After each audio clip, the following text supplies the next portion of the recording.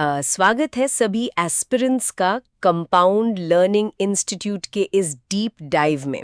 सही कहा। और ये बैंकिंग, इंश्योरेंस और किसी भी रेगुलेटरी एग्जाम के लिए आज का सेशन बहुत ज़रूरी है। बिल्कुल। पर आगे बढ़ने से पहले एक बहुत स्ट्रिक्ट एडवाइस है मेरी तरफ से। एस्पिरेंट्स को लगता है कि बस डेली पीडीएफ्स डाउनलोड कर लो, उन्हें होल्ड कर लो और पढ़ाई हो जाएगी। हाँ, ये होर्डिंग की आदत तो बहुत ख़राब है।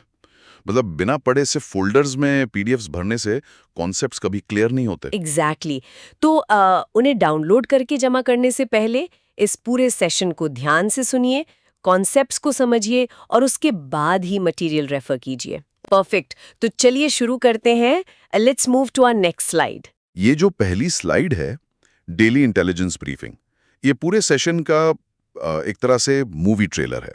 इसमें 4 मेन पिलर्स को हाईलाइट किया गया है। राइट। और इसमें पहला पिलर है इकोनॉमी एंड फाइनेंस, जिसमें हम रिकॉर्ड ब्रेकिंग FY26 एक्सपोर्ट्स और RBI सेबी के नए थ्रेशोल्ड शिफ्ट्स के बारे में बात करेंगे। हाँ, और दूसरा पिलर है टेक और एआई।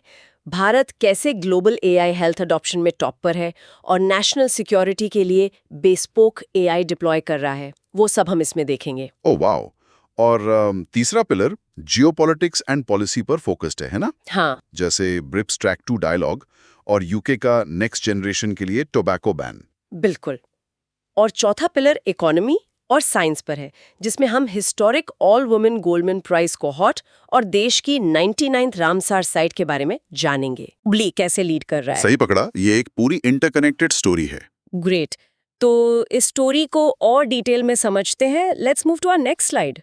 अब हम आते हैं उन रेगुलेटरी थ्रेशोल्ड शिफ्ट्स पर जहां से एग्जाम्स में डायरेक्ट क्वेश्चंस बनते हैं। RBI के ई मैंडेट फ्रेमवर्क 2026 में एक बड़ा बदलाव आया है। राइट। पहले जो स्टैंडर्ड AFA मतलब एडिशनल फैक्टर ऑफ ऑथेंटिकेशन की लिमिट्स थी, वो सिर्फ 15,000 रुपए हुआ करती थी। हाँ, और अब उस एग्जेम्पशन थ्रेशोल्ड को सीधा बढ़ाकर 1 लाख रुपए कर दिया गया है। Wait really? 1 लाख रुपए की लिमिट, वो भी बिना किसी ऑथेंटिकेशन के? मुझे तो लगता है इससे फ्रॉड का रिस्क बहुत बढ़ जाएगा। इतनी बड़ी अमाउंट बिना OTP के। स्केप्टिसिज्म बिल्कुल जायज है, लेकिन यहाँ कैच ये है कि ये रिलैक्सेशन सिर्फ 3 कैटेगरीज के लिए है: इंश्योरेंस प्रीमियम्स, म्यूचुअल फंड्स और क्रेडिट कार्ड बिल्स। ई-कॉमर्स के लिए नहीं है। अच्छा, मतलब जहां रिस्क कम है और पैसा ट्रेसेबल है। एग्जैक्टली। और इसके साथ एक कंडीशन ये भी है कि 24 घंटे पहले प्री ट्रांजैक्शन अलर्ट्स आना मैंडेटरी हैं। तो अगर कोई अनऑथराइज्ड ट्रांजैक्शन हो तो उसे रोकने का पूरा टाइम मिल जाता है। और हाँ, इस ई मैंडेट सुविधा के लिए 0 चार्ज लगेगा। ओह, अब समझ आया। ये रिस्क और कन्वीनियंस को बैलेंस करने का तरीका है। और सेबी के ऑल्टरनेटिव इन्वेस्टमेंट फंड्स यानी AIFs में क्या चेंजेस हैं? वहाँ सोशल इम्पैक्ट फंड्स की लिमिट को बहुत ड्रास्टिकली चेंज किया गया है। रिटेल पार्टिसिपेशन बढ़ाने के लिए लिमिट को 2 लाख रुपए से घटाकर सिर्फ 1,000 रुपए कर दिया गया है। वाओ, 1,000 रुपए तो काफी एक्सेसिबल है। हाँ। और विशेष अवधियों के दौरान इस फंड को नॉन ऑपरेटिव माना जाएगा। इसके अलावा जो ZCZP इंस्ट्रूमेंट्स होते हैं, उनकी fund raising minimum subscription limit को 75% से घटाकर 50% कर दिया गया है। राइट। ZCZP यानी जीरो कूपन जीरो प्रिंसिपल, है ना? उनकी सब्सक्रिप्शन लिमिट कम करने से फंड रेजिंग में काफी फ्लेक्सिबिलिटी आएगी। बिल्कुल सही। सही है। Let's move to our next slide. यहाँ हम मैक्रो इकोनॉमिक परफॉर्मेंस इंडिकेटर्स देखते हैं। FY26 के टेक्सटाइल एक्सपोर्ट्स के नंबर्स काफी सॉलिड आए हैं। हाँ, मैंने देखा। एक्सपोर्ट्स 3.16 लाख करोड़ रुपए पर पहुंच गए हैं, जो कि 2.1% की ग्रोथ है। और इसमें सबसे बड़ा कंट्रीब्यूटर कौन सा सेगमेंट है? इसमें रेडीमेड गारमेंट्स यानी RMG 1.39 लाख करोड़ के साथ सबसे आगे है। पर मुझे थोड़ी हैरानी इस बात की हुई कि हैंडीक्राफ्ट्स में सबसे ज्यादा 6.1% की सेगमेंट ग्रोथ देखी गई है। हाँ, वो एक छोटा सा प्राइस जरूर है, लेकिन उससे बड़ी न्यूज सी फूड एक्सपोर्ट से है। वो 72,325 करोड़ रुपए के ऑल टाइम हाई पर पहुंच गए हैं। That's massive. और टैरिफ्स घटने के बावजूद US अभी भी इसका सबसे बड़ा डेस्टिनेशन बना हुआ है, राइट? एग्जैक्टली। और इस एक्सपोर्ट अर्निंग में अकेला फ्रोजन श्रिम्प करीब 2/3 हिस्सा होल्ड करता है। 2/3 हिस्सा सिर्फ श्रिम्प से आ रहा है। अमेजिंग। और अटल पेंशन योजना यानी APY का डेटा भी स्लाइड में है। इसके सब्सक्राइबर्स अब 9 करोड़ हो गए हैं। राइट। इस स्कीम को पीएफआरडीए एडमिनिस्टर करता है और FY26 में इसमें 1.35 करोड़ का हाईएस्ट एवर एनुअल एनरोलमेंट हुआ है। ये दिखाता है कि फॉर्मल सिस्टम्स में रूरल पार्टिसिपेशन बढ़ रहा है। वैसे इस स्लाइड में एक और इंटरेस्टिंग पॉइंट है, एसबीआई का 2030 का बैलेंस शीट टारगेट। हाँ, स्टेट बैंक ऑफ इंडिया का एम है अपनी बैलेंस शीट को भारत की जीडीपी के मौजूदा 20% से बढ़ाकर 25% तक ले जाना। एसबीआई एक उस विशाल बरगद के पेड़ जैसा है जिसका आकार हमारी इकोनॉमी के साथ साथ और भी बड़ा और मजबूत होना जरूरी है। बिल्कुल, बहुत अच्छी एनालॉजी है। इकोनॉमी का पावर बढ़ाने के लिए बैंकिंग इंफ्रास्ट्रक्चर का रोबस्ट होना सबसे पहली शर्त होती है। Exactly. Let's move to our next slide. तो अब बात करते हैं इकोनॉमिक फोरकास्ट और वर्कफोर्स रियलिटीज की। ग्लोबल लेवल पर मिक्स्ड सिग्नल्स हैं। मूडीज की रेटिंग ने भारत का FY27 जीडीपी फोरकास्ट 6.8% से घटाकर 6.0% कर दिया है। उसका रीजन क्या बताया उन्होंने? उन्होंने 3 रीजंस हाईलाइट किए हैं: West Asia crisis, Strait of Hormuz में लॉजिस्टिक्स के इश्यूज और बढ़ती हुई महंगाई। राइट, स्ट्रेट ऑफ हॉर्मुज एक बड़ा चोक पॉइंट तो है, पर दूसरी तरफ यूनेस्केप की रिपोर्ट थोड़ी ऑप्टिमिस्टिक है। उन्होंने CY26 की ग्रोथ 6.4% और CY27 की 6.6% प्रोजेक्ट की है। हाँ, और भारत ने $50 बिलियन का ग्रीनफील्ड FDI अट्रैक्ट किया है, जो कि एक बहुत स्ट्रॉन्ग इंडिकेटर है। हालांकि एक चिंता का विषय भी है। आप वो US रेमिटेंस टैक्स की बात कर रहे हैं ना? हाँ, भारत दुनिया का सबसे बड़ा रेमिटेंस प्राप्त करता है, लेकिन प्रपोज्ड 1% US रेमिटेंस टैक्स से इस फ्लो को थोड़ा खतरा है। राइट, और इस स्लाइड में डेमोग्राफिक्स का डेटा भी है, NSSO और ILO की रिपोर्ट। ये फैक्ट मुझे बहुत शॉकिंग लगा कि 2025 में हेल्थ इंश्योरेंस में रूरल कवरेज 47.4% हो गया है और उसने अर्बन कवरेज को पीछे छोड़ दिया है, जो कि 44.3% है। शॉकिंग तो है, पर इसका क्रेडिट डायरेक्टली सरकारी योजनाओं को जाता है, जो 45.5% रूरल आबादी को कवर करती हैं। वाओ, शहरों में इतनी जागरूकता के बावजूद गांव आगे निकल गए। पर एक नेगेटिव पॉइंट भी है कि अस्पताल का एवरेज आउट ऑफ पॉकेट खर्च अभी भी 34,064 रुपीज है। सही बात है, अभी भी फाइनेंशियल बर्डन काफी है। और हाँ, ILO कन्वेंशंस का अलर्ट भी देख लीजिए। 8 फंडामेंटल कन्वेंशंस में से भारत ने 6 को रेटिफाई किया है। लेकिन उन्होंने CAP7 जो फ्रीडम ऑफ एसोसिएशन है और C98 यानी कलेक्टिव बार्गेनिंग, इन दोनों को स्किप कर दिया है। एग्जैक्टली। ये एक फैक्चुअल पॉइंट है जो एस्पिरेंट्स को ध्यान में रखना चाहिए। Noted. Let's move to our next slide. अब चलते हैं कॉर्पोरेट अलायंसेस और फाइनेंशियल इंफ्रास्ट्रक्चर पर। डिजिटल पेमेंट स्पेस में कर्नाटका बैंक और पाइन लैब्स में एक पार्टनरशिप की है। राइट, ताकि एडवांस्ड पॉज यानी point of sale solutions deploy किए जा सकें। इसका विजन ही MSMEs और रिटेल ग्रोथ के लिए digital bank of the future बनाना है। और इंश्योरेंस बिलिंग इंफ्रास्ट्रक्चर में NBBL और पोस्टल लाइफ इंश्योरेंस का टाई अप हुआ है। PLI अब भारत कनेक्ट प्लेटफॉर्म पर 65th इंश्योरेंस बिलर बन गया है। और यहाँ पर SBI का रोल भी क्रिटिकल है ना? बिल्कुल। वो एक बिलर ऑपरेटिंग यूनिट यानी BOU के रूप में काम कर रहा है। बिल्कुल। इसके अलावा ग्लोबल फाइनेंस हब की तरफ एक बड़ा कदम देखा गया। एडिनेक यानी अबू धाबी नेशनल इंश्योरेंस को गिफ्ट सिटी में IFSCA लाइसेंस मिला है। तो वो गुजरात में अपनी री इंश्योरेंस ब्रांच खोलेंगे 1 अप्रैल से प्रभावी। हाँ, और ग्रीन स्टील प्रोडक्शन में भी एक गेम चेंजर समझौता हुआ है टाटा स्टील और SMS ग्रुप के बीच। राइट, मैंने इसके बारे में पढ़ा था। जमशेदपुर में दुनिया की पहली large scale ESM melt technique लागू की जाएगी। इस ESM मेल्ट का गोल 2045 तक नेट जीरो इमिशन हासिल करना है। एग्जैक्टली। ये हेवी इंडस्ट्रीज को डीकार्बनाइज करने का बहुत इफेक्टिव तरीका है। सही कहा। Let's move to our next slide. अब वेलफेयर आउटलेज और इंफ्रास्ट्रक्चर डायरेक्टिव्स देखते हैं। PMGSY 3 के लिए 83,977 करोड़ रुपए एलोकेट किए गए। प्रधानमंत्री ग्राम सड़क योजना, राइट, इसे मार्च 2028 तक एक्सटेंड किया गया है। इसका एम गांवों को ग्रामीण एग्रीकल्चरल मार्केट्स यानी ग्राम्स से जोड़ना है। हाँ, और मार्जिनलाइज लोगों के लिए एक स्माइल स्कीम आई है, जिसके लिए 390 करोड़ रुपए का फंड 2026 तक एलोकेट हुआ है, स्पेशली ट्रांसजेंडर्स और भिखारियों के वेलफेयर के लिए। ये काफी इंक्लूसिव स्टेप है। और यूथ के लिए PM इंटर्नशिप स्कीम भी है। इसमें 18 से 25 साल के एज ग्रुप के लिए 9,000 रुपए महीने का स्टाइपेंड है और साथ ही 6,000 रुपए का वन टाइम ग्रांट भी। बिल्कुल। अब एक रेगुलेटरी पॉलिसी देखिए, draft sugar cane control order 2026। इसके तहत नई शुगर मिल्स के बीच की अनिवार्य मिनिमम दूरी को 15 किलोमीटर से बढ़ाकर 25 किलोमीटर कर दिया गया है। एक मिनट, मुझे ये बात समझ नहीं आई। अगर दूरी बढ़ा देंगे तो इससे किसान को अपनी फसल ज़्यादा दूर तक ट्रांसपोर्ट करनी पड़ेगी। ये डिस्टेंस बढ़ाना तो रिसोर्सेज के डिस्ट्रीब्यूशन को नेगेटिवली अफेक्ट करेगा ना। देखिए, बेसिकली इसका रीजन रिसोर्स कैनिबलाइजेशन को रोकना है। शुगर केन एक फिक्स्ड एरिया में उगता है। अगर मिल्स बहुत पास होंगी तो किसी को भी इनफ रॉ मटेरियल नहीं मिलेगा। 25 किलोमीटर की दूरी से दोनों मिल्स की फाइनेंशियल स्टेबिलिटी बनी रहेगी। ओह आई सी। तो ये उनको लॉस में जाने से बचाने के लिए। That makes a lot of sense. Exactly. चलिए let's move to our next slide. इस स्लाइड में हम डिजिटल गवर्नेंस और टेलीकम्युनिकेशन स्टैंडर्ड्स की बात करेंगे। एक नई बॉडी बनी है, OGAI, यानी online gaming authority of India. Right, ये माइटी के अंडर आती है। राइट। इसमें टोटल 6 मेंबर्स होंगे, जिसमें चेयरपर्सन माइटी के एडिशनल सेक्रेटरी होंगे और बाकी 5 जॉइंट सेक्रेटरीज अलग अलग मिनिस्ट्रीज से होंगे, जैसे होम, INB, स्पोर्ट्स, DFS और लीगल। हाँ, और इनका काम बेसिकली गेम्स को कैटेगराइज और रजिस्टर करना, ई स्पोर्ट्स को रेगुलेट करना और जो हार्मफुल मैकेनिक्स होते हैं उन्हें ब्लॉक करना है। ये बहुत ज़रूरी था। अच्छा, और TDIP स्कीम के बारे में क्या है? इसके लिए 203 करोड़ रुपए का फंड 2026 से 2031 तक के लिए रखा गया है। TDIP यानी technology development and investment promotion, इसका main objective global telecom standards में भारत का रिप्रेजेंटेशन बढ़ाना है, जैसे ITU, 3GPP और 1M2M में। राइट, ताकि हम ग्लोबल टेक डिसीजंस में पीछे ना रहें।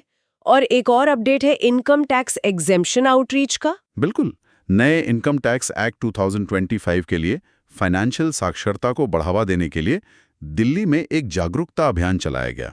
अवेयरनेस तो बहुत जरूरी है। Let's move to our next slide. अब आते हैं एक बहुत ही फ्यूचर फॉरवर्ड टॉपिक पर, the artificial intelligence ecosystem. BCG report ने सबको हैरान कर दिया है। हाँ, भारत ग्लोबल AI हेल्थ के अडॉप्शन में 85% के साथ टॉप पर पहुंच गया है। I mean global average 60%, US 50% और UK 43% है। हमने इन सबको पार कर लिया। एग्जैक्टली। और इंटरनल सिक्योरिटी में DRDO का प्रजना सिस्टम, ये एक AI enabled satellite imaging system है जो रियल टाइम बॉर्डर सिक्योरिटी के लिए MHA को सौंपा गया है। और साइबर क्राइम प्रिवेंशन के लिए भी AI का यूज हो रहा है। CBI ने अभय नाम का एक नया AI चैटबॉट लॉन्च किया है। ये बढ़ते हुए डिजिटल अरेस्ट्स के फ्रॉड से बचाने के लिए डॉक्यूमेंट्स वेरीफाई करेगा। बिल्कुल। और एग्रीकल्चर में IIT रोपर ने स्मार्ट फार्मिंग के लिए भारत का पहला fully integrated agricultural intelligence ecosystem launch किया है। Oh wow. और रेगुलेशन के फ्रंट पर डीप फेक्स को रोकने के लिए सिंथेटिक वीडियोस की पूरी ड्यूरेशन में AI वाटरमार्क्स को मैंडेटरी कर दिया गया है। साथ ही नारकोटिक्स एनालिसिस के लिए एक NARIT AI सिस्टम डिप्लॉय किया गया है, जो कि एक RAG बेस्ड इन्वेस्टिगेशन टूल है। ये तो क्लियर प्रूफ है कि AI अब सिर्फ साइंस फिक्शन नहीं रहा। आई मीन ये बॉर्डर से लेकर खेतों तक और साइबर सिक्योरिटी में प्रैक्टिकली काम कर रहा है। सही कहा, ये रियल वर्ल्ड एप्लीकेशंस हैं। Great, let's move to our next slide. तो UK से शुरू करते हैं, जहां पार्लियामेंट ने tobacco and vapes bill 2026 pass किया है। ये पॉलिसी बहुत इंटरेस्टिंग है। उन्होंने 1 जनवरी 2009 या उसके बाद जन्मे किसी भी व्यक्ति को इसकी सेल पर परमानेंट बैन लगा दिया है। उनका गोल एक स्मोक फ्री जनरेशन बनाना है। बिल्कुल। और न्यू दिल्ली में ORF द्वारा ब्रिक्स एकेडमिक फोरम का ट्रैक 2 डायलॉग होस्ट किया गया। इसका थीम है resilience, innovation, cooperation and sustainability, यानी REX। राइट, ये भारत की 2026 चेयरशिप के लिए बेस तैयार कर रहा है। और साउथ कोरिया के साथ भी एक MOU साइन हुआ है MSMEs को इंटीग्रेट करने के लिए, जिसमें 2030 तक $54 बिलियन का बायलैटरल ट्रेड टारगेट रखा गया है। हाँ, पड़ोसी देशों की बात करें तो भारत के वाइस प्रेसिडेंट CP राधाकृष्णन की श्रीलंका की पहली ऐतिहासिक बायलैटरल विजिट हुई। वहां उन्होंने प्रेसिडेंट अनुरा कुमारा दिसानायके से मुलाकात की। और आखिर में भूटान के साथ 7th joint group of customs की सक्सेसफुल मीटिंग मुन्नार, केरला में आयोजित हुई। डिफेंस मॉडर्नाइजेशन के तहत टेरेस्ट्रियल कॉम्बैट इंफ्रास्ट्रक्चर में एक बहुत बड़ा डेवलपमेंट हुआ है। जी, ये मिनिस्ट्री ऑफ डिफेंस यानी MOD का नया कॉन्ट्रैक्ट है, राइट? हाँ बिल्कुल। MOD ने BML और इलेक्ट्रोप्यूमैटिक्स के साथ 775 करोड़ रुपए का एक ट्रॉल कॉन्ट्रैक्ट साइन किया है। ये ट्रॉल असेंबलीज DRDO द्वारा डेवलप की गई हैं। अच्छा, ये स्वदेशी टेक्नोलॉजी है। हाँ, और इन्हें खास तौर पर रशियन ओरिजिन के जो T-72 टैंक हैं, जिन्हें अजय कहा जाता है, और T-90 जिन्हें भीष्म कहते हैं, उनके लिए डिज़ाइन किया गया है। इसका मेन काम माइन फील्ड्स को ब्रीच करके सेफ लेन्स बनाना है। मतलब रास्ते की सफाई करना। राइट, लेकिन एक बड़े स्नो प्लो की तरह बर्फ की जगह ये खतरनाक माइंस हटाता है। पर ये एग्जैक्टली काम कैसे करता है? देखिए, इसे समझना बहुत दिलचस्प है। जब टैंक आगे बढ़ता है तो ये ट्रॉल उसके आगे आगे जमीन को मथता हुआ चलता है। मतलब एक भारी अटैचमेंट की तरह? हाँ, ये बहुत भारी भरकम रोलर्स या ब्लेड्स का एक अटैचमेंट होता है। जैसे ही ये किसी माइन के ऊपर से गुजरते हैं, वो माइन टैंक के ट्रैक तक पहुंचने से पहले ही ट्रिगर होकर ब्लास्ट हो जाती है या फिर साइड में उखड़ जाती है। ओह वाह, तो टैंक को कोई नुकसान नहीं होता? बिल्कुल। इस तरह पीछे आ रही इन्फेंट्री और बाकी आर्मर्ड व्हीकल्स के लिए एक बिल्कुल सुरक्षित रास्ता, जिसे हम सेफ लेन कहते हैं, बन जाता है। समझ गया। मतलब ये एक तरह का एडवांस्ड और बहुत ही रग्ड शील्ड है। एग्जाम के नजरिए से देखा जाए तो यहाँ कई फैक्ट्स एक साथ आ रहे हैं। जी हाँ, कॉन्ट्रैक्ट मॉडो, BEML और इलेक्ट्रोन्यूमैटिक्स के बीच है और डिजाइन DRDO का है। ये फैक्चुअल कॉम्बिनेशन कैंडिडेट्स के लिए बहुत क्रिटिकल है। और टैंकों के नाम भी T-72 अजय और T-90 भीष्म। ये तो हमारी ग्राउंड फोर्सेस की मोबिलिटी को पूरी तरह बदल देगा। एनीवे, डिफेंस से जुड़ी एक और अहम खबर बायलैटरल नेवल ऑपरेशंस की है। डाइवेक्स 2026 का आयोजन हुआ है। ये भारत और श्रीलंका का डाइविंग अभ्यास है ना? हाँ, ये उनका चौथा डाइविंग अभ्यास है। इसमें हमारी INS निरीक्षक, जो कि एक सबमरीन रेस्क्यू वेसल है, वो कोलंबो में डॉक हुई है। और सबसे इंटरेस्टिंग बात, इसने वहां 2 BHISM यानी Bharat health initiative medical cubes सौंपे हैं। यहाँ जो मेडिकल डिप्लोमेसी का एंगल है वो बहुत स्ट्रांग है। एस्पिरेंट्स को ये ध्यान रखना होगा कि BHISM क्यूब्स कोई आम फर्स्ट एड किट नहीं है।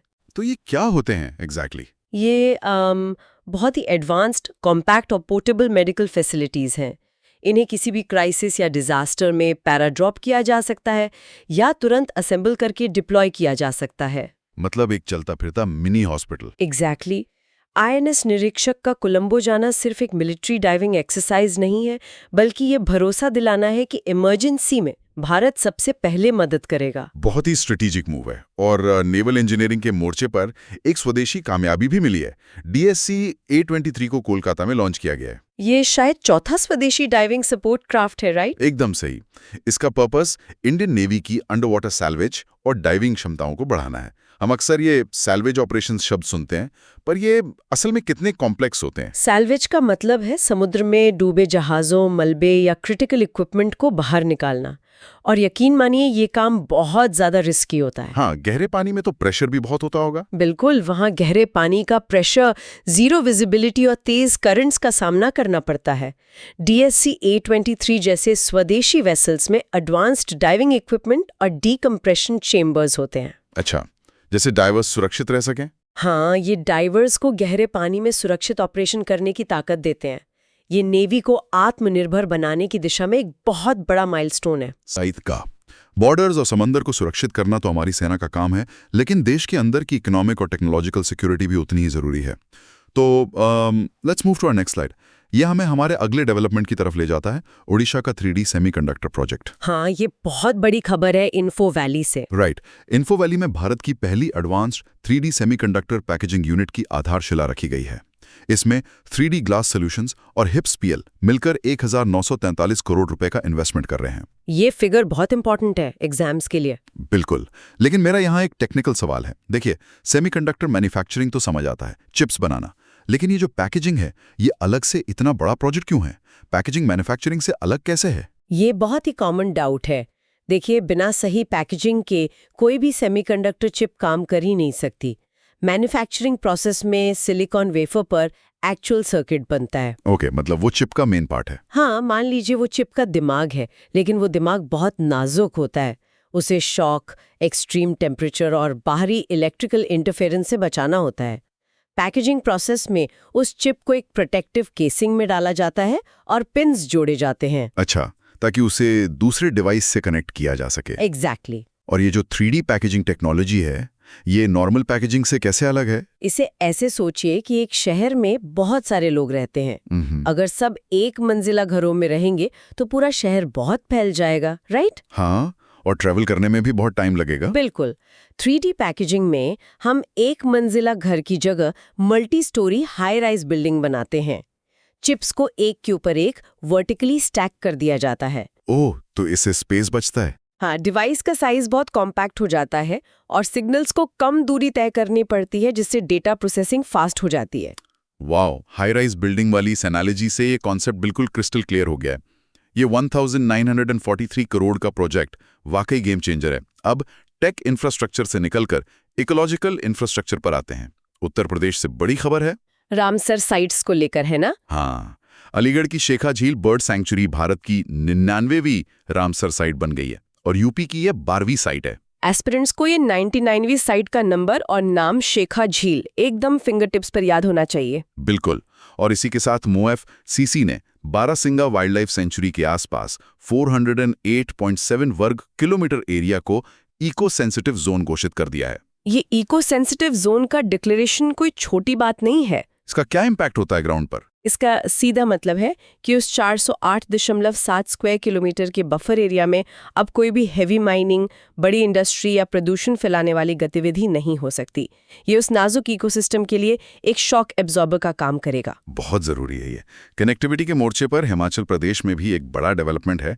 वहां के मुख्यमंत्री ने कांगड़ा में ब्यास नदी पर 800 मीटर लंबे पुल की आधारशिला रखी है। अच्छा, ये पोंग डैम वाले इलाके में है? हाँ, 13.81 करोड़ रुपए के बजट वाला ये प्रोजेक्ट पोंग डैम को जस्सर रोड से जोड़ेगा। पहाड़ी इलाकों में ऐसे ब्रिजेस केवल कंक्रीट के ढांचे नहीं होते, ये लाइफलाइन होते हैं। बिल्कुल, वहाँ ट्रैवल करना वैसे ही बहुत मुश्किल होता है। राइट। इस पुल के बनने से वहाँ की लोकल इकोनॉमी, टूरिज्म और रोजमर्रा की जिंदगी पूरी तरह से ट्रांसफॉर्म हो जाएगी। और अगर पब्लिक हेल्थ की बात करें तो महाराष्ट्र में एक बड़ी अचीवमेंट है।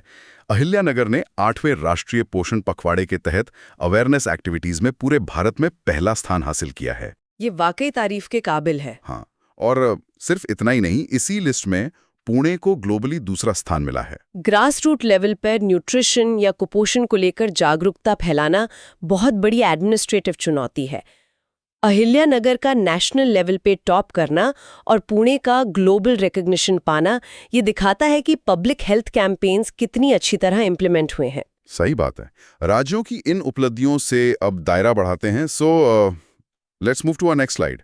अब सीधे ग्लोबल प्लैनेटरी साइंस की बात करते हैं। इसमें बायोस्फीयर ट्रैकर का नया डेटा आया है, राइट? हाँ, अनुमान है कि सस्टेनेबल मैनेजमेंट के जरिए भारत का फॉरेस्ट कार्बन स्टोरेज 2100 तक दोगुना होकर 7204 मिलियन टन यानी एम्प्टी हो जाएगा। ये डेटा पॉइंट बहुत इंपॉर्टेंट है। पर एक सेकंड, 2100 तो अभी बहुत दूर है।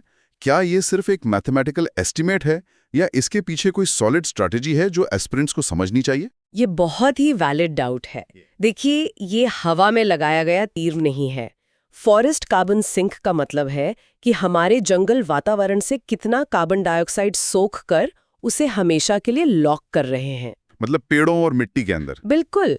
ये 7204 एमटी का प्रोजेक्शन हमारे मौजूदा एफोरेस्टेशन रेट्स और सस्टेनेबल फॉरेस्ट मैनेजमेंट की ट्रेजेक्ट्री पर बेस्ड है। ये दिखाता है कि Bharat long term climate goals को लेकर कितना सीरियस है। Make sense. और नेचर की बात हुई रही है तो 2 नई प्रजातियों की खोज ने सबको हैरान कर दिया है। अरुणाचल प्रदेश के नमदापा टाइगर रिजर्व में लिम्नोनेक्टिस मोटी झील नाम के एक दुर्लभ फैंग्ड मड नेस्टिंग मेंढक को खोजा गया है। फैंग्ड मड नेस्टिंग मतलब दांतों वाला मेंढक? हाँ, और जो कीचड़ में घोंसला बनाता है। आमतौर पर तो मेंढक पानी में अंडे देते हैं ना, ये प्रजाति कीचड़ में घर क्यों बना रही है? इवोल्यूशन सर्वाइवल के लिए क्या कुछ नहीं करवाता।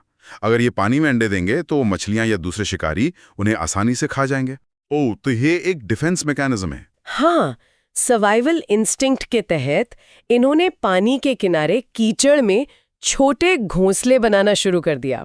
और जहां तक दांतों या फैंग्स की बात है, वो शिकार से ज्यादा नर मेंढकों द्वारा अपना इलाका बचाने के काम आते हैं। कमाल का अडेप्टेशन है। दूसरी बायोलॉजिकल डिस्कवरी मेघालय में हुई है। गारो हिल्स में कैलमेरिया गारोएंसिस नाम के एक रीड स्नेक की नई प्रजाति मिली है। नॉर्थ ईस्ट की बायोडाइवर्सिटी वाकई अनपैरेलल्ड है। बिल्कुल। नमदाफा में मेंढक और गारो हिल्स में सांप। एस्पिरेंट्स को मैच द फॉलोइंग टाइप सवालों के लिए ये नाम जरूर याद रखने चाहिए।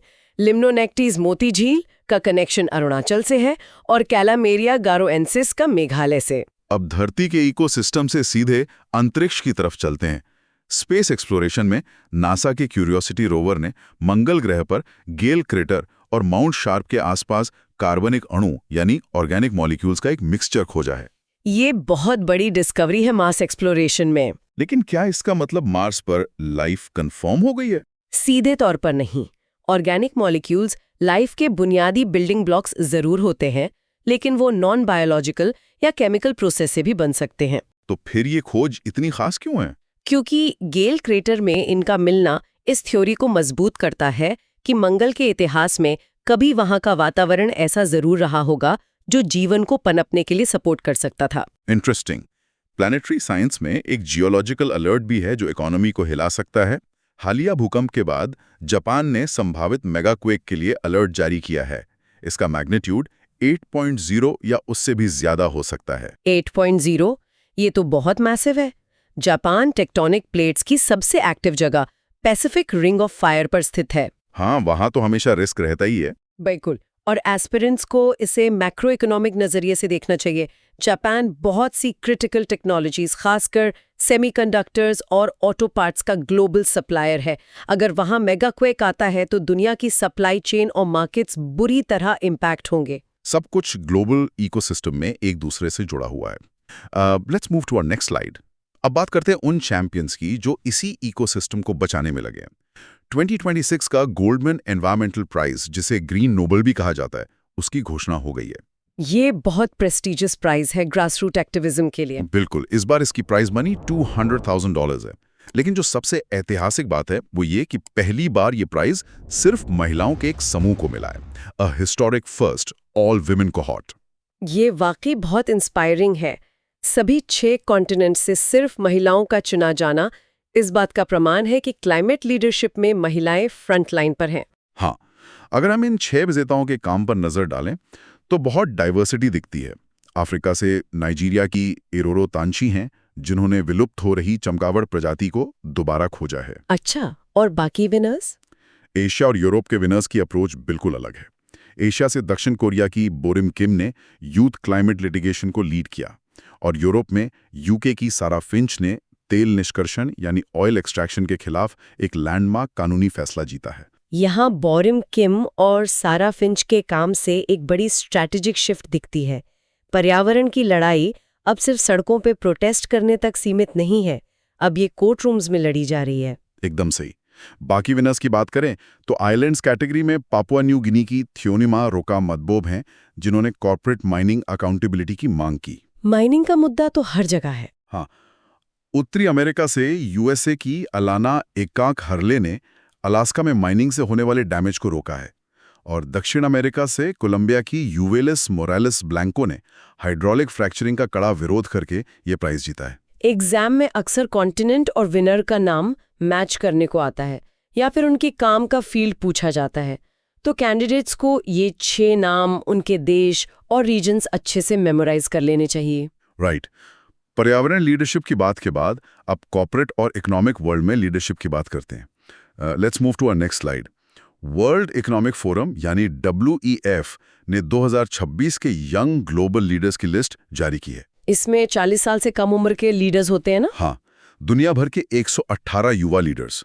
और बहुत गर्व की बात है कि इसमें 10 भारतीय शामिल हैं, जिनमें जय शाह और ईशा अंबानी जैसे प्रमुख नाम हैं। WEF की ये YGL लिस्ट ग्लोबल एक्सेप्टेंस की मोहर है।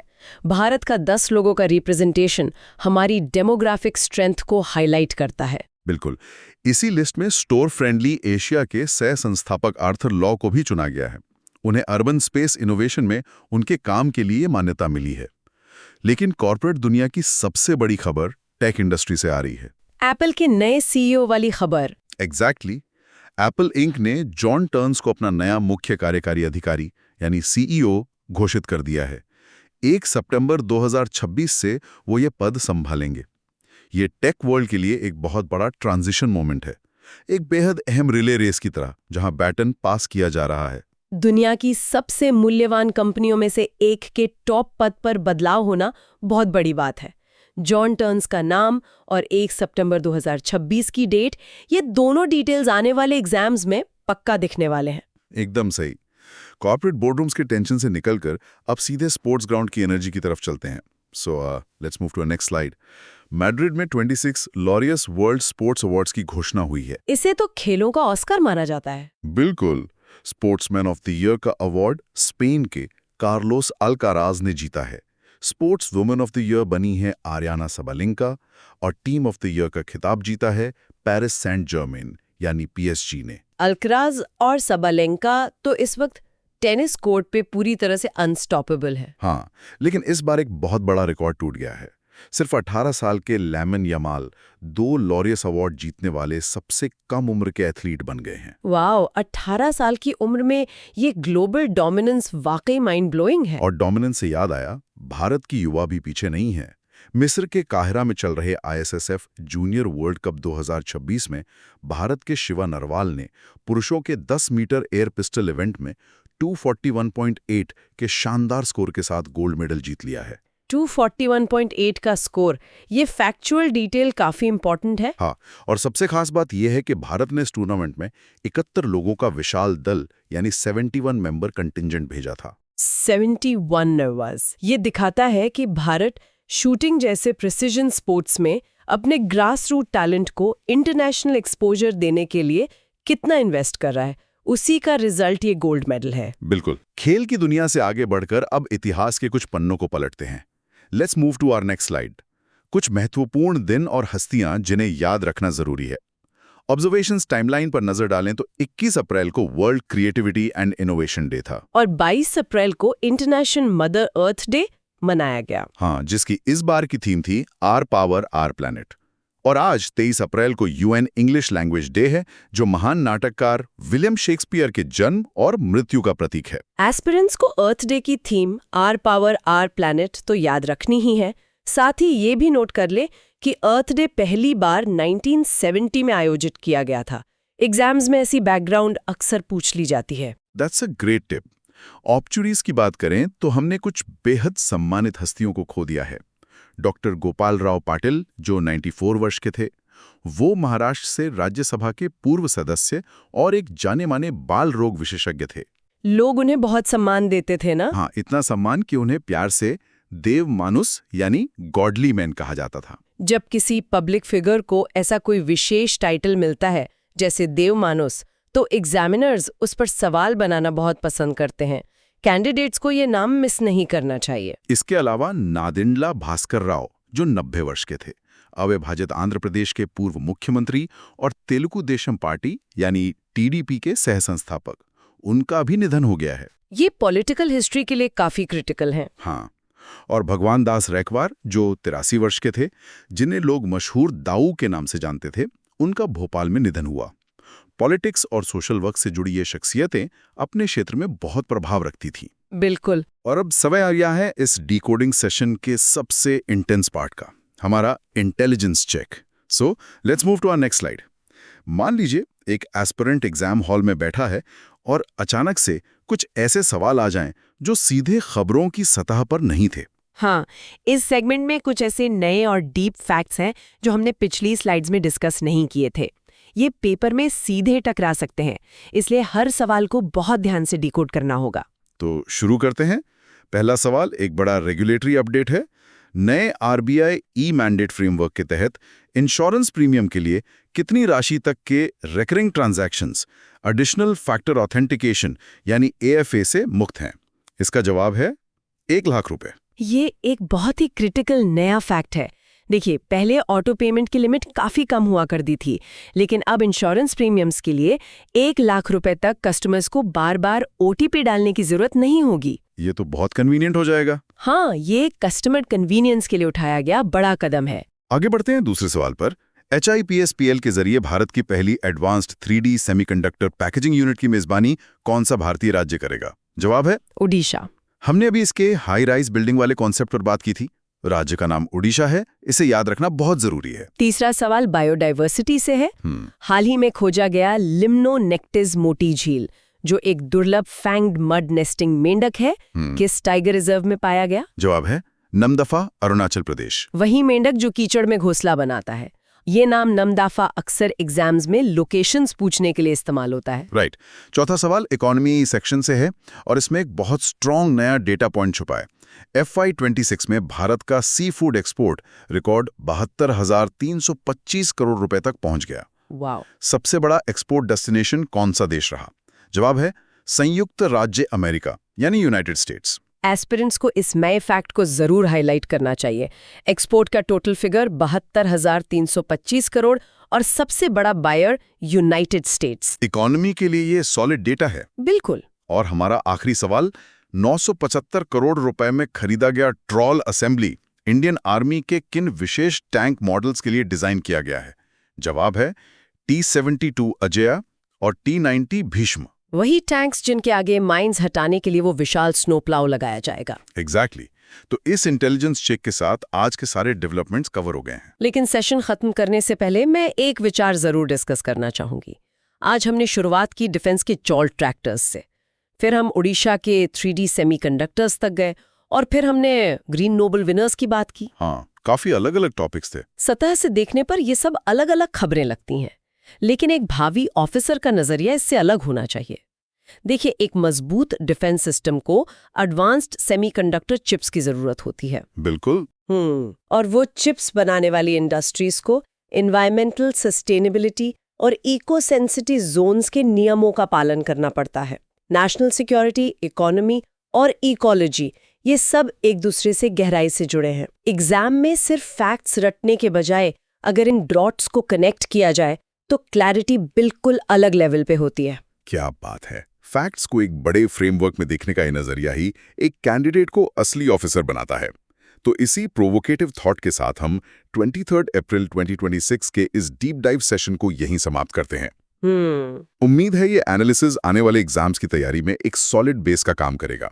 सभी एस्पिरेंट्स को अपनी तैयारियों के लिए बहुत बहुत शुभकामनाएं। और अगर ये डिकोडिंग सेशन मददगार लगा हो तो कंपाउंड लर्निंग इंस्टीट्यूट के इस चैनल को लाइक, शेयर और सब्सक्राइब जरूर करें। Keep learning, keep connecting the dots. मिलते हैं अगले सेशन में।